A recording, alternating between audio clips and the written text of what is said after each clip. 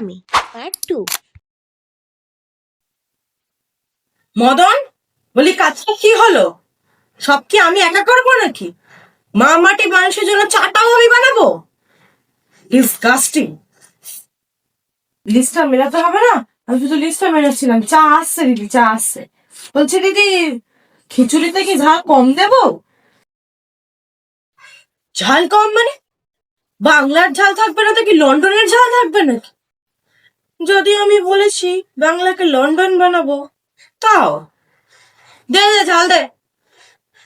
খিচুড়িতে ঝাল হবে একদম সলিড, আর চাটনিতে আমসত্ব বেশি করে দিবি, যাতে বিরোধী পক্ষ খেয়ে বলে চাটনিতে মিষ্টি আছে, তবে হজম করা কঠিন।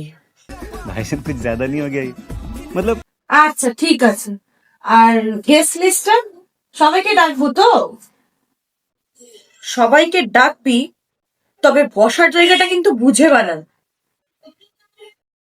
যারা বেশি বক বক করে তাদেরকে মাইকের সামনে দিয়ে দিবি, যাতে নিজের আওয়াজটুকু শুনতে না পায়। বুঝেছিস? যেরকম যেরকম বলবো সেরকমই করবি। আর সবাই যেন চপ মুড়ি পায়। চপ মুড়ি ছাড়া আমার মিটিং হয় না। भाई मारो मुझे मारो मारो मुझे मारो। আচ্ছা আচ্ছা ঠিক আছে দিদি, বুঝলাম বুঝলাম। কিন্তু যদি দিল্লি থেকে কেউ আসে, তখন তখন কি করবো? দিল্লি খাওয়াবি, যে আসবে চপ মুড়ি খাওয়াবি, আর যাওয়ার সময় একটা করে ট্রেডমার্কালের শাল উপহার দিয়ে দিবি, ব্যাস। ট্রেডমার্কটা কিন্তু অবশ্যই থাকতে হবে। हमारे यहाँ ऐसा ही होता है। আর অতি অবশ্যই এটা বলে দিবি, বাংলায় আসতে গেলে বাংলাটা শিখে আসতে হবে।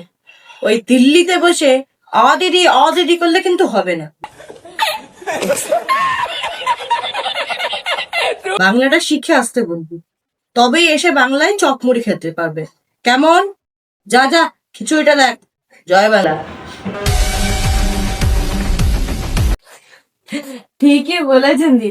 আচ্ছা, জয় বাংলা।